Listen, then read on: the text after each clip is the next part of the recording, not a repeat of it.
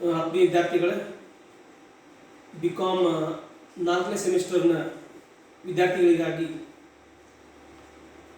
ಅಂತಾರಾಷ್ಟ್ರೀಯ ವ್ಯವಹಾರ ಅರ್ಥಶಾಸ್ತ್ರದ ವಿಷಯದಲ್ಲಿ ಬರ್ತಕ್ಕಂಥ ಕೊನೆಯ ಅಧ್ಯಾಯ ಮಲ್ಟಿನ್ಯಾಷನಲ್ ಕಾರ್ಪೊರೇಷನ್ಸ್, ಬಹುರಾಷ್ಟ್ರೀಯ ಕಂಪನಿಗಳು. ಇದರ ಕುರಿತು ಇವತ್ತು ಚರ್ಚಿಸೋಣ. First, let us understand the meaning of multinational corporations. Multinational corporations are the large business enterprises whose operations cross national borders. In other words, these are the enterprises whose production and marketing activities spread over many countries. ಬಹುರಾಷ್ಟ್ರೀಯ ಕಂಪನಿಗಳು ಅಂತಂದರೆ ಅನೇಕ ರಾಷ್ಟ್ರಗಳಲ್ಲಿ ತಮ್ಮ ವ್ಯವಹಾರದ ವ್ಯಾಪ್ತಿಯನ್ನು ಹರಡಿಕೊಂಡಿರ್ತಕ್ಕಂಥ ದೊಡ್ಡ ಗಾತ್ರದ ಉದ್ಯಮ ಸಂಸ್ಥೆಗಳಿಗೆ, ಕಂಪನಿಗಳಿಗೆ ನಾವು ಬಹುರಾಷ್ಟ್ರೀಯ ಕಂಪನಿಗಳು ಅಂತ ಕರಿತೇವೆ. ಮುಖ್ಯವಾಗಿ ಒಂದು ದೇಶದಲ್ಲಿ ಉತ್ಪಾದನೆ ಮಾಡಿ ಬೇರೆ ದೇಶದಲ್ಲಿ ಮಾರಾಟ ಮಾಡಿದರೆ ಅದಕ್ಕೆ ಬಹುರಾಷ್ಟ್ರೀಯ ಕಂಪನಿ ಅನ್ನೋದಿಲ್ಲ. ಇದನ್ನು ನಾವು ವಿದ್ಯಾರ್ಥಿಗಳು ಗಮನಿಸಬೇಕು. ಉತ್ಪಾದನಾ ಚಟುವಟಿಕೆಗಳೇ ಬೇರೆ ಬೇರೆ ರಾಷ್ಟ್ರದಲ್ಲಿ ನಡೀತಾ ಇರಬೇಕು ಅಂದರೆ ಮಾತ್ರ ಅದು ಬಹುರಾಷ್ಟ್ರೀಯ ಕಂಪನಿ.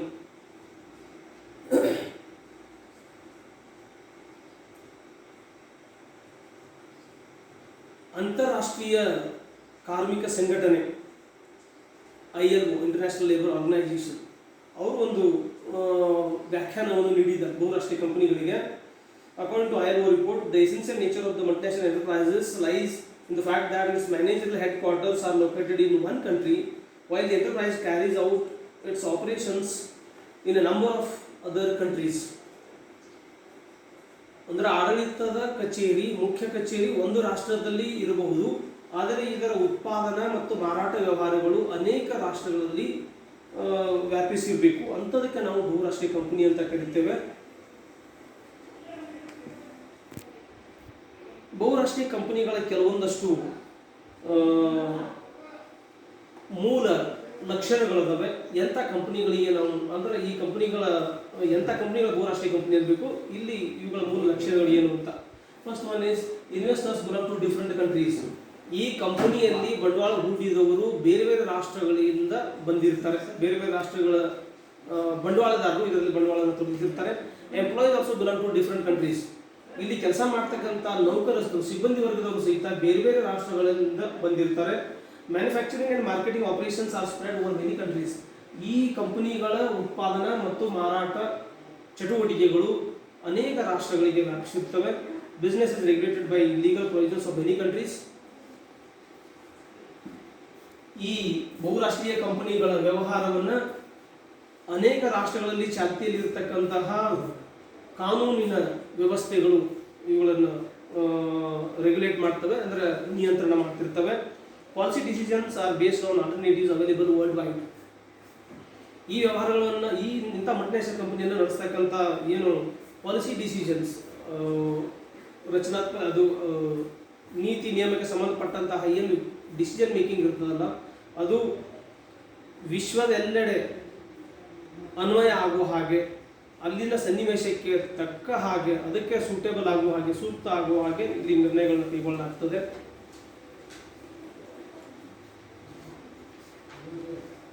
ಈ ಬಹುರಾಷ್ಟ್ರೀಯ ಕಂಪನಿಗಳಲ್ಲಿ ಕೆಲವೊಂದಷ್ಟು ವಿಧಗಳಿವೆ. ಇಂಟರ್ನ್ಯಾಷನಲ್ ಕಾರ್ಪೊರೇಷನ್ಸ್ ಅಂತ ಇರ್ತವೆ. ಇಂಟರ್ನ್ಯಾಷನಲ್ ಕಾರ್ಪೊರೇಷನ್ ಅಂತಂದರೆ ಇವು ನಮ್ಮ ದೇಶ ಮತ್ತು ನಮ್ಮ ನೆರೆಹೊರೆಯ ಕೆಲವು ರಾಷ್ಟ್ರಗಳಲ್ಲಿ ಮಾತ್ರ ಇವುಗಳ ವ್ಯವಹಾರ ನಡೀತಾ ಇರ್ತದೆ. ಇನ್ನು ಬಹುರಾಷ್ಟ್ರೀಯ ಕಂಪನಿಗಳು ಅಂತ ಅಂದರೆ ಇವಕ್ಕೆ ಸ್ವಲ್ಪ ದೊಡ್ಡ ಗಾತ್ರದ ಕಂಪನಿಗಳು. ಇವು ಒಂದೆರಡು ಖಂಡಗಳಲ್ಲಿ, ಅಂದರೆ ಏಷ್ಯಾ ಖಂಡ, ಆಫ್ರಿಕಾ ಖಂಡ, ಒಂದೆರಡು ಖಂಡಗಳಲ್ಲಿ ಇವುಗಳ ವ್ಯವಹಾರ ವ್ಯಾಪ್ತಿ ಪಸರಿಸಿರ್ತದೆ. ಇನ್ನು ಇವಕ್ಕಿಂತ ದೊಡ್ಡ ಅಂತಂದರೆ transnational corporations, are we can call them global corporations. ಅತ್ಯಂತ ಬೃಹತ್ ಗಾತ್ರದ ಕಂಪ್ನಿಗಳು. ಈಗ ಮ್ಯಾಕ್ಡೊನಾಲ್ಡ್ಸ್ ಅಂತ ಕಂಪ್ನಿ ಇದೆ, ಟೊಯೋಟಾ ಕಂಪ್ನಿ ಇದೆ, ಸ್ಯಾಮ್ಸಂಗ್, ಆ್ಯಪಲ್, ಇವೆಲ್ಲ ಗ್ಲೋಬಲ್ ಲೆವೆಲ್ ಕಂಪ್ನೀಸ್ ಇವು. These have their business operations spread in most of the countries across the globe. ಜಗತ್ತಿನ ಬಹುತೇಕ ರಾಷ್ಟ್ರಗಳಲ್ಲಿ ಈ ಕಂಪನಿಗಳ ವ್ಯವಹಾರ ನಡೀತಾ ಇರ್ತದೆ. Core aspects like finance, research and development are controlled by the headquarters and remaining operations will be carried on by the subsidiaries in each country. ಇಂಥ ಕಂಪನಿಗಳು ಬಹಳ ಬೃಹತ್ ಗಾತ್ರ ಇರೋದ್ರಿಂದ ಇವುಗಳ ಹಣಕಾಸಿನ ವ್ಯವಹಾರ ಇನ್ನು ಸಂಶೋಧನೆ ಮತ್ತು ಅಭಿವೃದ್ಧಿಯಂತಹ ಪ್ರಮುಖ ವ್ಯವಹಾರಗಳನ್ನು ಮಾತ್ರ ಹೆಡ್ ಕ್ವಾರ್ಟರ್ ಕಂಟ್ರೋಲ್ ಮಾಡ್ತದೆ. ಉಳಿದದ್ದನ್ನು ಆಯಾ ದೇಶದಲ್ಲಿ ಇರತಕ್ಕಂಥ ಬ್ರಾಂಚ್ಗಳಿಗೆ ನಿರ್ಣಯ ತಗೊಳ್ಳೋದಕ್ಕೆ ಫ್ರೀಡಮ್ ಅನ್ನು ಕೊಟ್ಟಿರ್ತಾರೆ.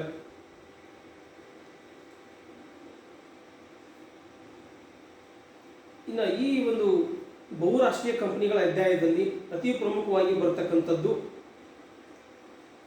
ಬಹುರಾಷ್ಟ್ರೀಯ ಕಂಪನಿಗಳ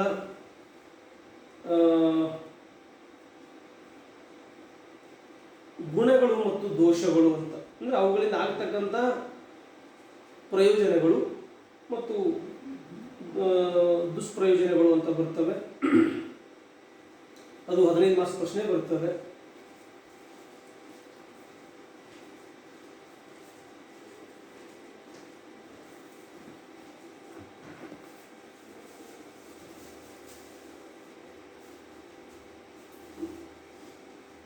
ಈ ಬಹುರಾಷ್ಟ್ರೀಯ ಕಂಪನಿಗಳು ಕೆಲವೊಂದಷ್ಟು ಒಳ್ಳೆಯ ಪ್ರಯೋಜನಗಳನ್ನು ತಂದುಕೊಡ್ತವೆ ನಮ್ಮ ದೇಶಕ್ಕೆ, ಅಥವಾ ಯಾವುದೇ ದೇಶದಲ್ಲಿ ಕೆಲಸ ಮಾಡಿದ್ರು ಆ ದೇಶಕ್ಕೆ ಸಾಕಷ್ಟು ಅನುಕೂಲತೆಗಳನ್ನು ಒದಗಿಸಿಕೊಡ್ತವೆ. ಜೊತೆಗೆ ಈ ಕಂಪನಿಗಳು ಕೆಲವೊಂದಷ್ಟು ಅನಾನುಕೂಲತೆಗಳನ್ನು, ಕೆಲವೊಂದು ದೋಷಗಳನ್ನು ಹೊಂದಿದ್ದಾವೆ.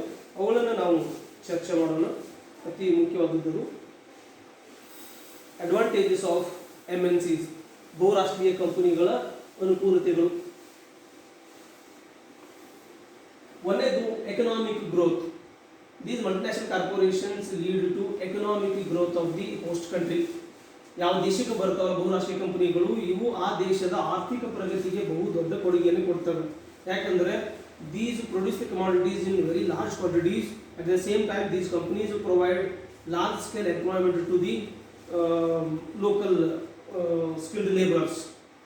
ನಮ್ಮ ಸ್ಕಿಲ್ಡ್ ಲೇಬರರ್ಸ್ಗೆ ಉದ್ಯೋಗವನ್ನು ಕೊಡ್ತವೆ, ಜೊತೆಗೆ ಉತ್ಪಾದನೆ ಹೆಚ್ಚು ಮಾಡ್ತವೆ. ಜನರೇಷನ್ ಆಫ್ ಎಂಪ್ಲಾಯ್ಮೆಂಟ್ ಅಪರ್ಚುನಿಟೀಸ್ ಅಂತ ಹೇಳಿದೆವು, ಬಹಳಷ್ಟು ಬಹು ದೊಡ್ಡ ಪ್ರಮಾಣದಲ್ಲಿ ಉದ್ಯೋಗವನ್ನು ಸೃಷ್ಟಿ ಮಾಡ್ತವೆ. Next transfer of technology. ಇವು ತಂತ್ರಜ್ಞಾನವನ್ನು ಒಂದು ರಾಷ್ಟ್ರದಿಂದ ಇನ್ನೊಂದು ರಾಷ್ಟ್ರಕ್ಕೆ ಸುಲಭವಾಗಿ ತಗೊಂಡು ಬರುತ್ತವೆ. ಈಗ ನಮ್ಮ ದೇಶದ ಹಿಂದುಳಿದ ರಾಷ್ಟ್ರಗಳಲ್ಲಿ ತಂತ್ರಜ್ಞಾನ ಅಭಿವೃದ್ಧಿ ಆಗಿರುವುದಿಲ್ಲ. ಅದಕ್ಕೆ ಜಗತ್ತಿನ ಯಾವ ಮೂಲೆಯಲ್ಲಿ ಅತಿ ಮುಂದುವರೆದ ತಂತ್ರಜ್ಞಾನ ಇದೆಯೋ ಆ ತಂತ್ರಜ್ಞಾನವನ್ನು ಅನಾಯಾಸವಾಗಿ ಅವರು ತಗೊಂಡು ಬಂದು ನಮ್ಮ ದೇಶಕ್ಕೆ ತರುವುದರಿಂದ ಅವರ ತಂತ್ರಜ್ಞಾನವನ್ನು ಅದನ್ನು ನೋಡಿಕೊಂಡು ನಮ್ಮ ದೇಶೀಯ ಕಂಪನಿಗಳು ಕೂಡ ಆ ತಂತ್ರಜ್ಞಾನವನ್ನು ಅಳವಡಿಸ್ತಾರೆ ಅಥವಾ ಹೊಸ ತಂತ್ರಜ್ಞಾನವನ್ನು ಉತ್ಪಾದನೆ ಮಾಡೋದಕ್ಕೆ ಇವು ಪ್ರೋತ್ಸಾಹ ಸಿಗ್ತದೆ. ಒಟ್ಟಿನಲ್ಲಿ ತಾಂತ್ರಿಕವಾಗಿ ನಾವು ಬಹಳಷ್ಟು ಮುಂದುವರಿತೇವೆ. Huge inflow of capital. ಈ ಬಹುರಾಷ್ಟ್ರೀಯ ಕಂಪನಿಗಳು ವಿದೇಶಗಳಿಂದ ಬಹಳಷ್ಟು ದೊಡ್ಡ ಪ್ರಮಾಣದಲ್ಲಿ ಬಂಡವಾಳವನ್ನು ತಾವೇ ತಗೊಂಡು ಬರ್ತಾರೆ. ನಾವೇನು ಅವರಿಗೆ ನಮ್ಮ ದೇಶಕ್ಕೆ ಬರೋದಕ್ಕೆ ಅನುಕೂಲತೆಗಳನ್ನ ಕಲ್ಪಿಸಿಕೊಡ್ಬೇಕು. ನಮ್ಮ ಕಾನೂನುಗಳಲ್ಲಿ ಸೂಕ್ತವಾದ ಮಾರ್ಪಾಡುಗಳನ್ನು ಮಾಡಿ ಅವರಿಗೆ ಅವರ ವ್ಯವಹಾರಕ್ಕೆ ಅನುಕೂಲ ಆಗೋ ಥರ ನಾವು ಕಾನೂನು ಕಟ್ಟಳೆಗಳನ್ನು ರೂಪಿಸಿಕೊಡ್ಬೇಕು ಅವರಿಗೆ. ಒಳ್ಳೆ ಈ ಹಿಂದುಳಿದ ರಾಷ್ಟ್ರಗಳಲ್ಲಿ ಬಂಡವಾಳದ ಕೊರತೆ ಇರ್ತದೆ ಅಂತ ರಾಷ್ಟ್ರಗಳಿಗೆ ಈ ಮಲ್ಟಿನ್ಯಾಷನಲ್ ಕಾರ್ಪೊರೇಷನ್ಸ್ ಭಾಳ ಒಂದು ಒಳ್ಳೆಯ ವರದಾನ ಅಂತ ಹೇಳ್ಬೋದು. Bring in new management techniques. ಈ ಕಂಪನಿಗಳು ಬಂಡವಾಳವನ್ನು ತರ್ತವೆ, ತಂತ್ರಜ್ಞಾನವನ್ನು ತರ್ತವೆ, ಅದರ ಜೊತೆಗೆ ಈ ವ್ಯವಹಾರ ಉದ್ಯಮಗಳನ್ನು ನಡೆಸ್ತಕ್ಕಂಥ ನಿರ್ವಹಣೆ ಮಾಡ್ತಕ್ಕಂಥ ಆಧುನಿಕ ಕೌಶಲ್ಯಗಳನ್ನು ತಗೊಂಡು ಬರ್ತವೆ. ಯಾಕಂದರೆ ಬಂಡವಾಳ, ತಂತ್ರಜ್ಞಾನ ಎಲ್ಲ, ಆಮೇಲೆ ಕಾರ್ಮಿಕರು ಎಲ್ಲ ಇದ್ರೂ ಕೂಡ ಆ ಕಂಪನಿಗಳ ನಿರ್ವಹಣೆಯನ್ನು ಸರಿಯಾಗಿ ನಾವು ಮಾಡದೆ ಹೋದರೆ ಆ ಕಂಪನಿ ಸರಿಯಾಗಿ ಯಶಸ್ಸನ್ನು ಸಾಧಿಸೋದಕ್ಕೆ ಆಗೋದಿಲ್ಲ, ಉತ್ಪಾದನೆ ಹೆಚ್ಚು ಮಾಡೋದಕ್ಕೆ ಆಗೋದಿಲ್ಲ. ಅದಕ್ಕೆ ಯಾವುದೇ ಕಂಪನಿಯ ಬಂಡವಾಳ ತಂತ್ರಜ್ಞಾನಕ್ಕಿಂತಲೂ ಅದನ್ನು ನಿರ್ವಹಣೆ ಮಾಡುವಂಥ ಒಂದು ಕೌಶಲ್ಯ ಇದೆಯಲ್ಲ, ಅದು ಭಾಳ ಪ್ರಮುಖ ಪಾತ್ರವನ್ನು ವಹಿಸ್ತದೆ. ಅಂತಹ ಒಂದು ಹೊಸ ನಿರ್ವಹಣಾ ಕೌಶಲ್ಯಗಳನ್ನು, ತಂತ್ರಗಳನ್ನು ಅವರು ತಗೊಂಡು ಬರ್ತಾರೆ ನಮ್ಮ ದೇಶಕ್ಕೆ. Optimum use of resources. When multinational corporations enter our country, they use the resources which are being wasted. ನಮ್ಮ ರಾಷ್ಟ್ರದಲ್ಲಿ ಕೈಗಾರಿಕೆಗಳು ಕಡಿಮೆ ಇರೋದರಿಂದ ನಮ್ಮಲ್ಲಿನ ಸಂಪನ್ಮೂಲಗಳು ಸಂಪೂರ್ಣ ಬಳಕೆ ಆಗೋದಿಲ್ಲ. ಅದಕ್ಕೆ ಈ ಕಂಪನಿಗಳು ನಾವು ಬರೋದಕ್ಕೆ ಅವಕಾಶ ಮಾಡಿಕೊಟ್ರೆ ಯಾವ ಸಂಪನ್ಮೂಲಗಳು ಹಾಳಾಗಿ ಹೋಗ್ತಾ ಇದೆಯೋ, ಪೋಲಾಗಿ ಹೋಗ್ತಾ ಇದೆಯೋ ಅಂಥ ಸಂಪನ್ಮೂಲಗಳನ್ನು ಸಮರ್ಪಕವಾಗಿ ಬಳಕೆ ಮಾಡಿ ದೇಶದ ಒಂದು ಅಭಿವೃದ್ಧಿಗೆ ಕೊಡುಗೆ ನೀಡೋದಕ್ಕೆ ಸಾಧ್ಯ ಇದೆ. Then growth of MSMEs. MSME means micro, small and medium enterprises. ಸೂಕ್ಷ್ಮ, ಸಣ್ಣ ಮತ್ತು ಮಧ್ಯಮ ಗಾತ್ರದ ಕೈಗಾರಿಕೆಗಳ ಒಂದು ಬೆಳವಣಿಗೆಗೆ ಇವು ಸಹಾಯ ಮಾಡ್ತವೆ. ಯಾಕಂತಂದರೆ ಈ ಬಹು ದೊಡ್ಡ ಕಂಪ್ನಿಗಳು ಏನಿದಾವಲ್ಲ, ದೊಡ್ಡ ಗಾತ್ರದ ಬಹುರಾಷ್ಟ್ರೀಯ ಕಂಪ್ನಿಗಳು, ಇವರು ಈ ಸಣ್ಣ ಕೈಗಾರಿಕೆಗಳಿಗೆ ಬೇಕಾದಂತಹ ತಂತ್ರಜ್ಞಾನ, ಯಂತ್ರೋಪಕರಣಗಳು ಉತ್ಪಾದನೆ ಮಾಡಿ ಕೊಡ್ತಾರೆ. ಜೊತೆಗೆ ಈ ಸಣ್ಣ ಕೈಗಾರಿಕೆಗಳು ಉತ್ಪಾದನೆ ಮಾಡಿದ ವಸ್ತುವನ್ನ ಕಚ್ಚಾ ವಸ್ತುವಿನ ರೂಪದಲ್ಲಿ ಇವರು ಬಳಸ್ತಾರೆ. ಹೀಗಾಗಿ ಈ ಸೂಕ್ಷ್ಮ, ಸಣ್ಣ ಮತ್ತು ಮಧ್ಯಮ ಗಾತ್ರ ಕೈಗಾರಿಕೆಗಳಿಗೆ ಒಳ್ಳೆಯ ಪ್ರೋತ್ಸಾಹ ಸಿಗ್ತದೆ. ಕಾಂಟ್ರಿಬ್ಯೂಷನ್ ಟು ಸೋಷಿಯಲ್ ವೆಲ್ಫೇರ್, ಇವರು ಸಾಮಾಜಿಕ ಒಂದು ಯೋಗಕ್ಷೇಮ ಅಥವಾ ಕಲ್ಯಾಣಕ್ಕೋಸ್ಕರ ಸಾಕಷ್ಟು ಕೊಡುಗೆಯನ್ನು ನೀಡ್ತಾ ಇದ್ದಾರೆ. ಈಗ ನಮ್ಮ ದೇಶದ ಒಂದು ಕೊರೋನಾ ಮಹಾಮಾರಿ ಒಂದು ಏನು ಕಂಟಕ ಎದುರಾಗಿದೆಯೋ, ಇಂತಹ ಸಂದಿಗ್ಧ ಪರಿಸ್ಥಿತಿಯಲ್ಲಿ ಅನೇಕ ಬಹುರಾಷ್ಟ್ರೀಯ ಕಂಪನಿಗಳು ಬಹು ದೊಡ್ಡ ಮೊತ್ತದ ಹಣವನ್ನು ಸರ್ಕಾರಕ್ಕೆ ದೇಣಿಗೆಯನ್ನು ನೀಡಿದ್ದಾರೆ. ಇದರ ಮೂಲಕ ಅವರು ಸಾಮಾಜಿಕ ಸೇವೆಯನ್ನು ಮಾಡ್ತಾ ಇದ್ದಾರೆ. ಈ ಬಹುರಾಷ್ಟ್ರೀಯ ಕಂಪನಿಗಳು ಕೆಲವೊಂದು ಆಸ್ಪತ್ರೆಗಳನ್ನು ನಿರ್ಮಾಣ ಮಾಡಿ ಅಲ್ಲಿ ಬಡ ಜನರಿಗೆ ಉಚಿತವಾದ ವೈದ್ಯಕೀಯ ಸೌಲಭ್ಯ ಕೊಡ್ತಾ ಇದ್ದಾರೆ. ಬಡ ಮಕ್ಕಳ ಶಾಲೆಗೋಸ್ಕರ ಸ್ಕಾಲರ್ಶಿಪ್ಸ್ ಅನ್ನು ಕೊಡ್ತಾ ಇದ್ದಾರೆ. ಹೀಗೆ ಸಾಮಾಜಿಕ ಸೇವೆಯನ್ನು ಕೂಡ ಮಾಡ್ತಾ ಇದ್ದಾರೆ. ಸೆಲ್ಫ್ ರಿಲಯನ್ಸ್, ಸ್ವಾವಲಂಬನೆ. ಈ ಬಹುರಾಷ್ಟ್ರೀಯ ಕಂಪನಿಗಳು ಬಂದು ನಮ್ಮ ದೇಶದಲ್ಲಿ ನೆಲೆಸಿ ಇಲ್ಲಿ ವಸ್ತುಗಳು ಉತ್ಪಾದನೆ ಮಾಡೋದ್ರಿಂದ ನಾವು ಬೇರೆ ದೇಶಗಳ ಕಡೆಯಿಂದ ವಸ್ತುಗಳು ತರುವ ಅವಶ್ಯಕತೆ ಕಡಿಮೆ ಆಗಿಬಿಡುತ್ತದೆ. ಯಾಕಂದರೆ ಎಲ್ಲ ವಸ್ತು ನಮ್ಮಲ್ಲೇ ತಯಾರಾಗ್ತವೆ. ಮೊದಲು ನಮ್ಮ ದೇಶದಲ್ಲಿ ಮೊಬೈಲ್ಗಳು, ಕಂಪ್ಯೂಟರ್ಗಳು, ಎಷ್ಟೋ ಎಲೆಕ್ಟ್ರಾನಿಕ್ ವಸ್ತುಗಳು, ಟಿವಿಗಳು ತಯಾರಾಗ್ತಿದ್ದಿಲ್ಲ. ಅವುಗಳನ್ನ ಹೊರಗಡೆ ನಾವೇ ಮಾಡ್ತಾ ಇದ್ವಿ. ಈಗ ನಾವು ಸ್ವಾವಲಂಬಿ ಆಗಿದ್ದೀವಿ. ಎಲ್ಲವೂ ನಾವೇ ಇಲ್ಲಿ ನಮ್ಮ ದೇಶದಲ್ಲಿ ಉತ್ಪಾದನೆ ಮಾಡ್ತಾ ಇದ್ದೀವಿ ಈ ಬಹುರಾಷ್ಟ್ರೀಯ ಕಂಪನಿಗಳ ಮೂಲಕ. Then competition. ಈ ಕಂಪನಿಗಳು ನಮ್ಮ ಅರ್ಥವ್ಯವಸ್ಥೆಯಲ್ಲಿ ಕಂಪನಿಗಳ ನಡುವೆ ಸ್ಪರ್ಧೆ ಹೆಚ್ಚು ಮಾಡ್ತವೆ. ಇದರಿಂದ ಸ್ಪರ್ಧೆ ಹೆಚ್ಚಾಗುವುದರಿಂದ ವಸ್ತುಗಳ ಗುಣಮಟ್ಟ ಹೆಚ್ಚಾಗ್ತದೆ, ಬೆಲೆ ಕಡಿಮೆ ಆಗ್ತದೆ, ಅಂತಿಮವಾಗಿ ಗ್ರಾಹಕರಿಗೆ ಬೆನಿಫಿಟ್ ಆಗ್ತದೆ. Control of illegal business. ಈಗ ನಮ್ಮಲ್ಲಿ ಕೆಲವೇ ಕಂಪನಿಗಳು ಇದ್ದವು ಅಂತಂದರೆ ಅವರೇ ಇಲ್ಲಿ ಏಕಸ್ವಾಮ್ಯರಾಗಿ ಮೆರೆಯುವುದರಿಂದ ಕೆಲವೊಂದಷ್ಟು ಅವರು ಕಾನೂನು ಬಾಹಿರ ಚಟುವಟಿಕೆಯಲ್ಲೂ ತೊಡಗಬಹುದು. ಯಾಕಂದ್ರೆ ಅವ್ರಿಗೆ ಕಾಂಪಿಟೇಟರ್ಸ್ ಯಾರೂ ಇರಂಗಿಲ್ಲ. ಯಾವಾಗ ವಿದೇಶಿ ದೊಡ್ಡ ದೊಡ್ಡ ಕಂಪ್ನಿಗಳು ಬಂದು ಕಾಂಪಿಟೇಷನ್ ಮಾಡ್ತಾವೋ ಆವಾಗ ಇವರಿಗೆ ಯಾವುದೇ ಥರ ಕಾನೂನು ಬಾಹಿರ ಚಟುವಟಿಕೆ ಮಾಡೋದಕ್ಕೆ ಆಗೋದಿಲ್ಲ. ಇನ್ನು ಪ್ರಮೋಷನ್ ಆಫ್ ಗ್ಲೋಬಲ್ ಪೀಸ್, ಜಾಗತಿಕ ಶಾಂತಿಯನ್ನು ವಿಶ್ವ ಶಾಂತಿ ನೆಲೆಸುವಂತೆ ಮಾಡುವಲ್ಲಿ ಕೂಡ ಈ ಬಹುರಾಷ್ಟ್ರೀಯ ಕಂಪನಿಗಳು ಪ್ರಮುಖ ಪಾತ್ರ ವಹಿಸ್ತವೆ. ಹೇಗಂತಂದರೆ ಈ ಕಂಪನಿಗಳಲ್ಲಿ ಅನೇಕ ರಾಷ್ಟ್ರಗಳ ಪ್ರಜೆಗಳು ದುಡಿತಾ ಇರ್ತಾರೆ. ಎಲ್ಲರೂ ಒಟ್ಟಾಗಿ ದುಡಿಯೋದ್ರಿಂದ ಯಾವ ದೇಶದ ಪ್ರಜೆಗಳ ನಡುವೆ ಭೇದ ಭಾವ ಇರೋದಿಲ್ಲ. ಎಲ್ಲರೂ ನಾವು ಒಂದು ಅನ್ನೋಂಥ ಭಾವನೆ ಬರುತ್ತದೆ. ಬೇರೆ ಬೇರೆ ರಾಷ್ಟ್ರಗಳ ಬಂಡವಾಳದಾರರು ಬಂಡವಾಳ ಹೂಡಿರ್ತಾರೆ. ಅಂದರೆ ಅನೇಕ ರಾಷ್ಟ್ರಗಳ ಬಂಡವಾಳದಾರರು, ಕಾರ್ಮಿಕರು, ಎಂಜಿನಿಯರ್ಗಳು ಎಲ್ಲರೂ ಕೂಡಿ ಕೆಲಸ ಮಾಡೋದ್ರಿಂದ ಅಲ್ಲಿ ಯಾವುದೇ ಎಲ್ಲ ಭೇದ ಭಾವಗಳ ತಲೆಯಿಂದ ಹೊರಟು ಹೋಗಿ ಇಡೀ ಜಗತ್ತೆಲ್ಲ ಒಂದು, ನಾವೆಲ್ಲರೂ ಒಂದೇ ಕುಟುಂಬದವರು ಅನ್ನೋಂಥ ಭಾವನೆ ಬರುತ್ತದೆ. ಅದರ ಮೂಲಕ ವಿಶ್ವದಲ್ಲಿ ಶಾಂತಿ ನೆಲೆಸೋದಕ್ಕೆ ಅನುಕೂಲ ಆಗ್ತದೆ. And these are the agents of modernisation. ಈ ಬಹುರಾಷ್ಟ್ರೀಯ ಕಂಪನಿಗಳು ಆಧುನಿಕತೆಯ ಹರಿಕಾರರು ಅಂತ ಕರೀತಾರೆ. ಯಾಕಂತಂದರೆ ಮುಂದುವರೆದ ರಾಷ್ಟ್ರಗಳಲ್ಲಿ ಇದ್ದಂಥ ಆಧುನಿಕ ಸೌಲಭ್ಯಗಳು ಹಿಂದುಳಿದ ರಾಷ್ಟ್ರಗಳಿಗೂ ಕೂಡ ಈ ಬಹುರಾಷ್ಟ್ರೀಯ ಕಂಪನಿಗಳ ಮೂಲಕ ಬರ್ತಾ ಇದ್ದಾವೆ. ಅದರಿಂದ ಹಿಂದುಳಿದ ರಾಷ್ಟ್ರಗಳು ಕೂಡ ಇವತ್ತು ಸಾಕಷ್ಟು ಆಧುನೀಕರಣಗೊಳ್ತಾ ಇದ್ದಾವೆ. ಇವೆಲ್ಲ ಈ ಬಹುರಾಷ್ಟ್ರೀಯ ಕಂಪನಿಗಳ ಒಂದು ಅನುಕೂಲತೆಗಳು. ಇದ್ರ ಜೊತೆಗೇನೆ ಬಹುರಾಷ್ಟ್ರೀಯ ಕಂಪನಿಗಳ ಕೆಲವೊಂದಷ್ಟು ದೋಷಗಳಿದಾವೆ, ಅನಾನುಕೂಲತೆಗಳಿದಾವೆ. ಅವು ಯಾವುವು ಅಂತ ನೋಡೋಣ. ಒಂದನೇದು ಥ್ರೆಟ್ ಟು ನ್ಯಾಷನಲ್ ಸಾವರೆಂಟಿ. ನಮ್ಮ ರಾಷ್ಟ್ರದ ಸಾರ್ವಭೌಮತ್ವಕ್ಕೆ ಧಕ್ಕೆ ಬರ್ತದೆ. ಇದು ಸತ್ಯನೂ ಹೌದು. ಯಾಕಂತಂದರೆ ಅನೇಕ ಬಹುರಾಷ್ಟ್ರೀಯ ಕಂಪನಿಗಳು ದೊಡ್ಡ ಮೊತ್ತದ ಹಣವನ್ನು ರಾಜಕಾರಣಿಗಳಿಗೆ ಲಂಚದ ರೂಪದಲ್ಲಿ ನೀಡಿ ತಮಗೆ ಅನುಕೂಲವಾಗುವಂತಹ ಕಾನೂನುಗಳನ್ನು ಮಾರ್ಪಡಿಸ್ಕೊಳ್ಬಹುದು. ಆ ಕಾನೂನುಗಳು ನಮ್ಮ ಸಮಾಜಕ್ಕೆ ಕಂಟಕ ಕೂಡ ಆಗಿರಬಹುದು ಅಂತ ಉದಾಹರಣೆಗಳನ್ನು ಸಾಕಷ್ಟು ಅದಾವೆ. Threat to culture. ನಮ್ಮ ದೇಶದ ಒಂದು ಪವಿತ್ರ ಸಂಪ್ರದಾಯಕ್ಕೆ ಇದು ಧಕ್ಕೆಯನ್ನು ತರ್ತವೆ. ಯಾಕಂದರೆ ವಿದೇಶಿ ಉಡುಪುಗಳು, ವಿದೇಶಿಯ ಜೀವನ ಶೈಲಿಯನ್ನು ಇವು ತೊಗೊಂಡು ಬರೋದರಿಂದ ನಮ್ಮ ಜನರು ಕೂಡ ವಿದೇಶಿ ಒಂದು ಸಂಪ್ರದಾಯಕ್ಕೆ, ವಿದೇಶಿ ಸಂಸ್ಕೃತಿಗೆ ಮಾರು ಹೋಗಿ ನಮ್ಮ ದೇಶದ ಪವಿತ್ರ ಸಂಸ್ಕೃತಿ ಹಾಳಾಗ್ತಾ ಇದೆ. Exploitation of resources. ನಮ್ಮ ದೇಶದ ಅಮೂಲ್ಯ ಏನು ಸಂಪನ್ಮೂಲಗಳದಾವ ಆ ಸಂಪನ್ಮೂಲಗಳನ್ನು ಇವು ಬಕಾಸುರನಂತೆ ತಿಂದು ಲಘುನೆ ಮುಗಿಸ್ಬಿಡ್ತವೆ. ಹೀಗಾಗಿ ನಮ್ಮ ಸಂಪನ್ಮೂಲಗಳು ಮುಂದೊಂದು ದಿವಸ ನಮಗೆ ಕೊರತೆಗೊಳ್ಳುವಂಥ ಸನ್ನಿವೇಶ ಬರ್ಬೋದು. ಆಮೇಲೆ ಇವರು ಬಳಸ್ತಕ್ಕಂಥ ತಂತ್ರಜ್ಞಾನ ಅಸಮರ್ಪಕವಾಗಿರುತ್ತದೆ. ಇದು ಅಸಮರ್ಪಕ ಅಂತಂದರೆ ನಮ್ಮಂಥ ಅತಿ ಹೆಚ್ಚು ಜನಸಂಖ್ಯೆ ಇದ್ದಂಥ ರಾಷ್ಟ್ರಗಳಲ್ಲಿ ಶ್ರಮ ಸಾಂದ್ರ ತಂತ್ರಜ್ಞಾನ ಬೇಕು, ಹೆಚ್ಚು ಕಾರ್ಮಿಕರನ್ನ ಬಳಸ್ತಕ್ಕಂಥ ತಂತ್ರಜ್ಞಾನ ಬೇಕು. ಆದರೆ ಈ ಬಹುರಾಷ್ಟ್ರೀಯ ಕಂಪನಿಗಳು ಅತ್ಯಾಧುನಿಕ ತಂತ್ರಜ್ಞಾನ ಬಳಸ್ತಾರೆ, ಎಲ್ಲ ರೋಬೋಟ್ಗಳನ್ನ ಬಳಸ್ತಾರೆ. ಹೀಗಾಗಿ ಅವರು ಬಂಡವಾಳ ಸಾಂದ್ರ ತಂತ್ರಜ್ಞಾನ ಬಳಸ್ತಾರೆ. ಅವರು ತಮ್ಮ ಲಾಭವನ್ನು ನೋಡ್ತಾರೆ ಹೊರತು ನಮ್ಮ ದೇಶದ ಒಂದು ಪರಿಸ್ಥಿತಿಯನ್ನು ನೋಡಂಗಿಲ್ಲ. ನಮ್ಮ ದೇಶದ ಲಾಭ ಹಾನಿ ಬಗ್ಗೆ ಅವ್ರು ವಿಚಾರ ಮಾಡೋಂಗಿಲ್ಲ. ಅವರು ಮುಖ್ಯ ವಿಚಾರ ಮಾಡೋದು ತಮ್ಮ ಲಾಭದ ಬಗ್ಗೆ.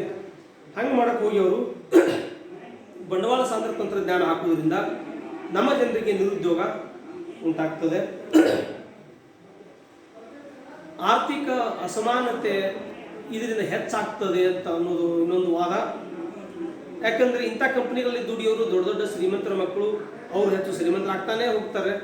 ಇಲ್ಲಿ ಬಡವರಿಗೆ ಅವಕಾಶಗಳು ಸಿಗೋದಿಲ್ಲ, ಅವರು ಬಡವರು ಆಗ್ತಾನೆ ಉಳಿತಾ ಇದೆ. ಶ್ರೀಮಂತರು ಮತ್ತು ಬಡವರ ನಡುವೆ ಹೆಚ್ಚು ಒಂದು ಗ್ಯಾಪ್, ಅಂತರ ಹೆಚ್ಚಾಗ್ತಾ ಹೋಗ್ತದೆ ಅನ್ನೋದು. ನೆಕ್ಸ್ಟ್ ಬ್ರೈನ್ ಡ್ರೈನ್, ಪ್ರತಿಭಾ ಪಲಾಯನ ಅಂತ ಕರಿತೀವಿ. ಇಂಥ ಕಂಪ್ನಿಗಳಲ್ಲಿ ದುಡಿತಕ್ಕಂಥ ನಮ್ಮ ದೇಶದ ಇಂಜಿನಿಯರ್ಗಳು ಅಥವಾ MBA ಮಾಡಿರ್ತಕ್ಕಂಥ IIM ಇನ್ಸ್ಟಿಟ್ಯೂಟ್ಗಳಲ್ಲಿ MBA ಗ್ರ್ಯಾಜುಯೇಟ್ ಮಾಡಿರ್ತಕ್ಕಂತಹ MBA ಇದು ಮ್ಯಾನೇಜರ್ಸ್ ಆಗಲಿ, ಒಳ್ಳೆ ನಾಲೆಜ್ ಇರ್ತದೆ. ಅವರು ಏನು ಮಾಡ್ತಾರೆ, ಈ ಕಂಪ್ನಿಯಲ್ಲಿ ಸೇರ್ಕೊಂಡು ಕೂಡಲೇ ಅವರ ಒಂದು ನಾಲೆಜನ್ನು ನೋಡಿಕೊಂಡು ಬೇರೆ ದೇಶಕ್ಕೆ ಅವರನ್ನು ಟ್ರಾನ್ಸ್ಫರ್ ಮಾಡಿ, ತಮ್ಮ ದೇಶಕ್ಕೆ ಟ್ರಾನ್ಸ್ಫರ್ ಮಾಡಿ ಇಲ್ಲಿನ ಒಂದು ಪ್ರತಿಭೆಗಳು ಬೇರೆ ದೇಶಕ್ಕೆ ಬಳಕೆ ಆಗುವ ಮಾಡ್ತವೆ. ಇದರಿಂದ ನಮ್ಮ ದೇಶಕ್ಕೆ ನಷ್ಟ ಉಂಟಾಗ್ತದೆ.